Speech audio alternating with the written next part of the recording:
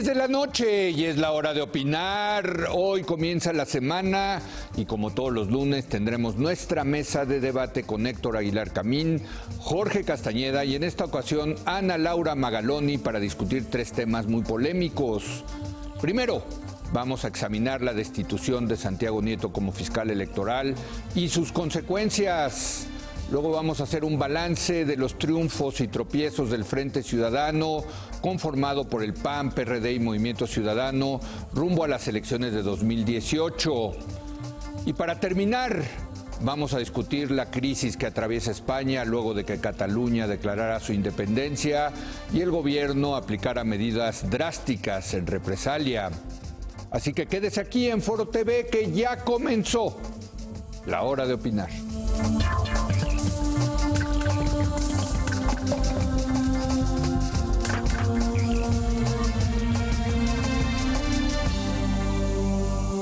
Muy buenas noches Héctor Aguilar Camín, ¿cómo estás? Buenas noches, Leo, muy bien. En esta ocasión nos acompaña Ana Laura Magaloni. Ana Laura, ¿cómo estás? Muy buenas noches. ¿Qué tal? Y desde Nueva York, Jorge Castañeda. Buenas noches, Jorge. Hola, Leo, Héctor, Ana Laura, ¿qué tal? Buenas noches. Luego de haber desatado una fuerte polémica en el Senado al impugnar su destitución como fiscal electoral, Santiago Nieto ha decidido retractarse. Nieto fue destituido por el cargo de haber violado el código de conducta de la PGR. Esto ocurrió días después de que divulgara información sobre la investigación que apunta a Emilio Lozoya, exdirector de Pemex, como presunto beneficiario de sobornos que podrían haberse usado para financiar la campaña del PRI en 2012. Posterior a que el Senado se paralizara ante las peticiones de la oposición para restituir al fiscal, Santiago Nieto abdicó y afirmó que la polarización política no le permitiría desempeñar su trabajo. Aunque el ahora ex fiscal afirmó que al hacerse a un lado calmará las aguas de cara a las elecciones de 2018, la situación parece indicar lo contrario.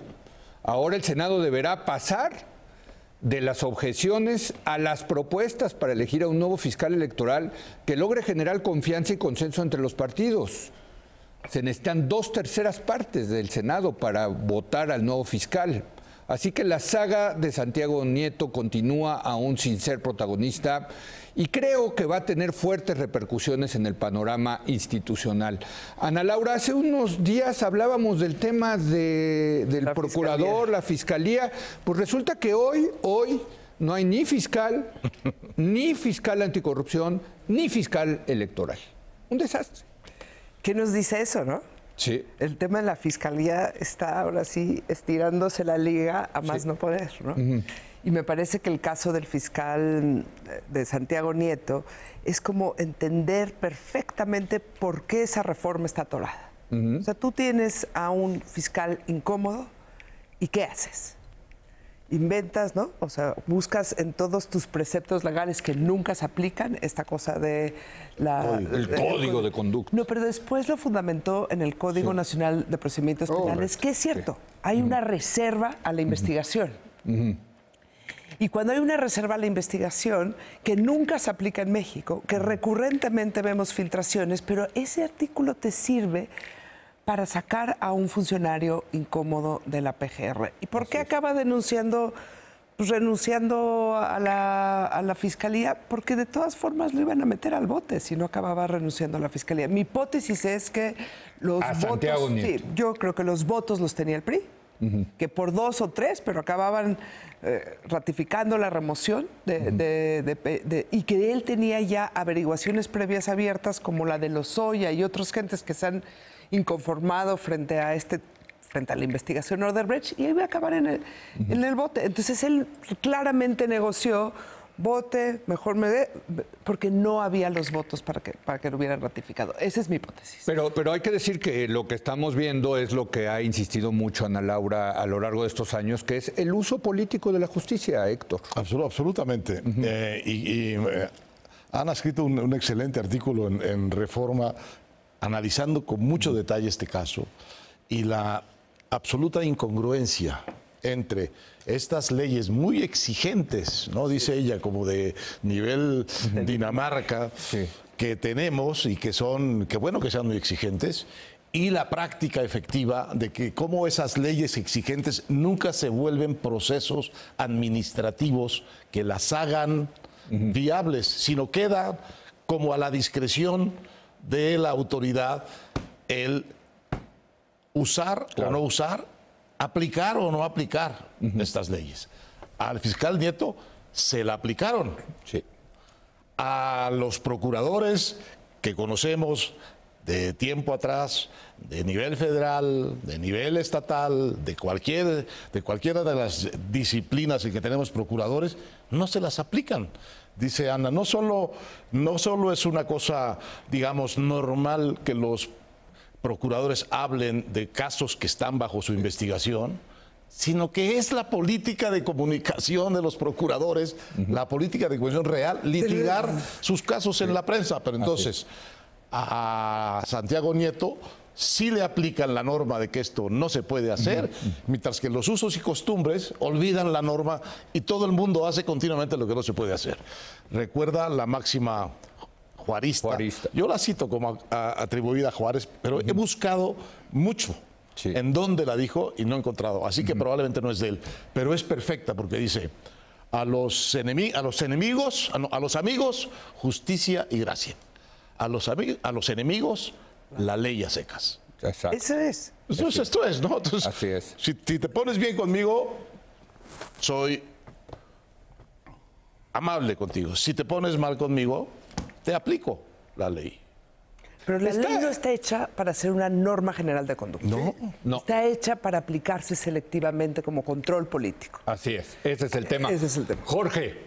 Bueno, pero sí, Leo, no podemos descartar, primero porque estamos en México y segundo porque el comportamiento de todos los actores sí lo sugiere, pues que encontraron otros argumentos para convencer a Santiago Nieto de que se rajara y que no son argumentos que tienen absolutamente nada que ver con lo que dijo en su carta ni con lo que haya dicho el procurador general interino o encargado del despacho, sino que tienen que ver, como lo sugirió Reforma hace un par de días, con algún asunto personal de su pasado o algún tipo de amenaza de otra naturaleza o un premio o una combinación de ambas. Es decir, de ahí que todo este tema de la autonomía sea tan relativo en México, no solo a propósito de la FEPADE, sino a propósito del fiscal anticorrupción, si algún día lo hay, de la Fiscalía General, si algún día la hay, incluso del gobernador del Banco de México. A ver, ¿cuántos manifestantes aguanta el siguiente gobernador en la calle de su casa si se los manda el próximo presidente de la República exigiendo su renuncia? Es decir, no debemos seguir hipostaseando, por así decirlo, la figura de la autonomía. Yo siempre he sido muy partidario de los entes autónomos, creo que realmente es importante, pero no pensemos que esa autonomía es absoluta, porque los puestos de instituciones autónomas los llenan seres humanos y esos seres humanos tienen pasados, tienen historias, tienen vulnerabilidades, tienen temores, bien o mal fundados, y responden a las presiones personales también que se ejercen en contra de ellos. Entonces, no debemos creer que de repente, por ser autónoma una institución, las personas que ahí trabajan se vuelven invulnerables. No es cierto. No, bueno, y hablando de autonomía, pues creo que hoy Jesús Silva Herzog Márquez menciona lo que nosotros en algún momento fuimos muy críticos de cuando el gobierno del presidente Calderón aceptó descabezar al IFE en su momento, ¿no? En fin, esta cuestión de la autonomía no parece efectivamente resolver el asunto. Él dice que hay un proceso de erosión muy intenso de las instituciones y fecha, digamos, el periodo más reciente de erosión muy importante de instituciones en el descabezamiento del IFE después de la elección del 2006. Sí, la reforma del 2007, ¿no? En ese momento empieza a suceder lo que viene sucediendo desde entonces, que es que los partidos que supuestamente están enfrentados entre sí y tienen su propio perfil en el Congreso, cuando hay algo que los amenaza a todos, como un fiscal electoral autónomo o como un árbitro, un INE realmente autónomo, entonces se ponen de acuerdo para dos cosas: para debilitarlo, para quitarle, cambiando incluso la Constitución si hace falta, la autonomía y la protección que tenía, y para intervenirlo y controlarlo mediante cuotas que establecen los partidos. Es una expresión de algo que, por absurdo que parezca, ha faltado y falta cada vez más en la democracia mexicana. La oposición no existe. Hay la negociación de los opositores y de los no opositores en torno a los intereses que les son comunes, empezando con el dinero que se reparte en el presupuesto. No, totalmente. Aunque en este caso la oposición sí existió. No acabó. Iban a objetar. No, ahorita, pero no antes. No. Exacto. Pero a mí me parece increíble cómo seguimos discutiendo las cabezas. Todo depende de la cabeza. El caso Odebrecht, si no está Nieto, ya no avanza. Y yo creo que el proceso de las autonomías tiene que ver con las burocracias, con la forma de construir la institución, como le pasó a Trump con el caso de la investigación de Rusia. Sí. O sea, podía destituir a Comey, pero no iba a lograr frenar la investigación. Si tú destituyes a Nieto y hay una institución que sigue los procesos internos, la forma de tomar, y no frenas la investigación Odebrecht, Nieto es irrelevante. Bueno, pero aquí sí, ¿no? Es que aquí sí, porque no tenemos... Es que entonces nosotros hablamos de un fiscal autónomo, no de una institución autónoma. Sí, así es. Y no tenemos, y no la hemos diseñado... Ni uno ni otro. Ni uno ni otro. Digo. Jorge, tú querías decir algo. Sí, simplemente que la oposición está actuando como oposición ahora, sí. Y sobre todo el PAN lo está haciendo ahora, pero cuando se supone que se tomaron estas decisiones hace 2, 3 años, 4 años, de repartirse las fiscalías, etcétera, y no solo las fiscalías, sino el propio primer fiscal que iba a ser Raúl Cervantes, justamente el PAN no actuó como oposición, porque estuvieron intercambiando nombramientos, reformas, etcétera. Lo vimos a propósito de la segunda vuelta con el Pacto por México, cuando el PAN claramente se rajó. El PAN tenía cómo imponer la segunda vuelta y que sin segunda vuelta no había reforma energética, no había reforma fiscal, no había reforma educativa, punto. Pues no quiso el PAN. Sí. Bueno, entonces ahora sí se están en efecto más firmes, están metiendo la pierna fuerte, pero después de no haberlo hecho durante 4 años, pues sí, esto ya es un desbarajuste, porque son comportamientos totalmente contradictorios y los acuerdos a los que se había llegado antes pues dejan de valer. Yo lo único que espero es que el PAN siga en la postura actual, por lo menos hasta la toma de posesión del próximo presidente. Ahora, lo que le podemos reclamar al PAN hoy, se lo podemos reclamar al PRI en el 2006, sí. Porque pues tampoco actuaron como oposición. Claro, así es. Al contrario, para bien o para mal, para bien o para mal, esa es otra discusión. Esta cosa de Nieto es muy frustrante, digamos, para la vida pública, porque parecíamos encaminarnos por fin a un momento de efectiva transparencia, de efectivo debate y de efectiva toma de posición de los distintos partidos respecto de un asunto crucial, que era este fiscal. No, pues se las ingeniaron para que no se diera ese momento de transparencia y de claridad, para saber exactamente por qué lo estaban corriendo, exactamente quiénes y por qué estaban de acuerdo en que lo corrieran, y exactamente quiénes y por qué no estaban de acuerdo en que lo corrieran. ¿Y quiénes iban a votar? Ni siquiera querían transparentar la votación, ¿no? Ahora, dice Ana, lo que importa son las burocracias, y se oye muy feo, porque la palabra burocracia se oye muy feo. A lo que se refiere es a los procedimientos institucionales de una fiscalía que son independientes de quien ocupa la fiscalía. Servicio civil de carrera. Y pone el ejemplo en este caso de Chile, en donde para este problema de que no se pueden dar información a los medios de los procesos que están en curso, hay una metodología que impide el acceso a esos documentos para todo mundo menos los autorizados. De manera que si algo se filtra, hay un claro responsable de quién hizo la filtración y eso es un delito y se castiga. Además, entonces, ni siquiera se lo plantean. Filtraciones que haya información de carpetas de investigación en curso que no han sido judicializadas. Judicializadas es que no se han pasado al juez. Que no ha pasado. Ok. Si hay información, eso se llama filtración. Sí. Cuando estás en proceso de investigación, no hay un encabezado como la PGR investiga a Duarte. O sea, eso no puede existir. O la PGR investiga a Josefina Vázquez. O sea, cosas así no puede existir. Pero lo que hay es un sistema de código de barras. Quien agarra la carpeta de investigación tiene un código de barras que se pasa a un sistema informático. Hay una filtración. ¿Saben quién tuvo el acceso a la carpeta? Y en ese momento se inician los procesos hay una sanción. internos. A ver, Jorge quería decir algo. Jorge.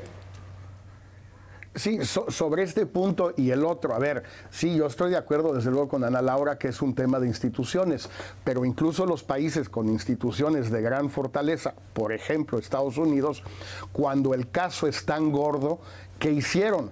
Nombraron un fiscal especial. Claro. A Mueller, justamente, porque no confiaban en que los fiscales normales, por así decirlo, pudieran realmente llevar a cabo una investigación independiente, transparente, etcétera. Lo mismo sucede con las filtraciones. Desde el viernes en la tarde en Estados Unidos se filtró que iban a detener a alguien hoy lunes en la mañana. Eso en principio también en Estados Unidos, tiene toda la razón Ana Laura, es un delito. Y sin embargo nadie va a ser castigado por ello porque no va a saberse quién lo filtró y si se supiera igual no habría ese castigo. Yo creo que en el caso de México lo que tenemos que ir pensando muy bien es cuáles son los casos que ameritan algún tipo de situación excepcional, de fiscal especial o alguna comisión del Congreso que investigue o algo que no sea la normalidad institucional, porque incluso los países donde la normalidad institucional funciona y es creíble, recurren a este tipo de prácticas. Bueno, en los países donde no hay normalidad institucional, con más razón. Ahora, yo creo que hay otro ángulo, ¿no? En todo esto de Santiago Nieto, y yo se los digo como politólogo. O sea, a mí el ángulo político me parece muy importante. Y yo creo que aquí el gobierno del presidente Peña y el PRI están mandando un mensaje muy importante. Es, vamos con todo. Y el que se atraviese, no lo vamos a atropellar, vamos a ponerlo así. Lo vamos a quitar porque vamos con todo por la presidencia. Y lo decía muy bien Carlos Elizondo el jueves pasado en el Excelsior, decía, tiene que ver con esta idea de que si no ganamos, igual ya acabamos en la cárcel. Y cuando la cárcel es, o sea, cuando ya se suben, digamos, las apuestas a que si pierdo voy a la cárcel, pues esto ya te cambia las reglas y si se atraviesa Santiago Nieto, quiten a Santiago Nieto, si hay que hacer esto, hay que hacerlo, si hay que repartir lana, repártanlo. O sea, esto es un mensaje, me parece muy ominoso, Héctor, para lo que viene, para la elección, ¿no? Bueno, es ominoso el punto de llegada que tú pones. Sí. Es decir, si lo que va a suceder es que van a meter a la cárcel al presidente Peña Nieto, pues el presidente tiene que hacer todo lo que esté en su poder para evitarlo, para evitar que alguien gane. Pero en cierto modo es también la lógica normal del inicio de las campañas políticas. ¿Qué está haciendo el PRI? El PRI está tratando de golpear lo más que puede a Anaya y al Frente para bajarlo del segundo lugar en la hipótesis de que esta elección, como todas las anteriores democráticas que hemos tenido, al final hay un voto útil que va a escoger entre dos, ¿no? El PRI está desde ahora tratando de ocupar ese segundo lugar. Pero si te fijas, ya empezó también a atacar muy fuerte a López Obrador a través del PT con este otro escándalo. Es correcto. Entonces, el PRI está, con los cañones. Sí, no. Pero no ha apuntados cruzado. y disparados a todas Pero mi partes. punto es qué se vale y qué no se vale, que es un gran tema. Cuando cruzas el Rubicón, digamos, ¿no? Cuando dices, ¿se vale correr de esta manera al fiscal electoral, Ana Laura? A ver, pero tú dirías que están dispuestos a todo. ¿Qué es todo? ¿Todo? A correr a quien haya que correr y a dar, pues, a hacerle manita de cochino a las instituciones electorales supuestamente autónomas. Hoy hay un artículo en la prensa que cita a pasajes de Gonzalo N. Santos diciendo que esa es la moral que priva hoy en el PRI. Y lo que está descrito ahí es un asesinato. ¿Está dispuesto a todo? ¿Incluido qué? Pues tú dime. No, tú eres el que dices que... No, bueno, yo creo que, a ver, yo creo que lo de... Dices que es la guerra. Bueno, la guerra... Yo sí, yo creo que el haber destituido a Santiago Nieto es cruzar una especie de línea, una especie de Rubicón, decir, incluso si es necesario, voy a violentar las instituciones. Y si me permiten, tengo que hacer una pausa y regresamos con ese tema, si les parece, lo vinculamos con el tema del frente. Regresamos en un momento más.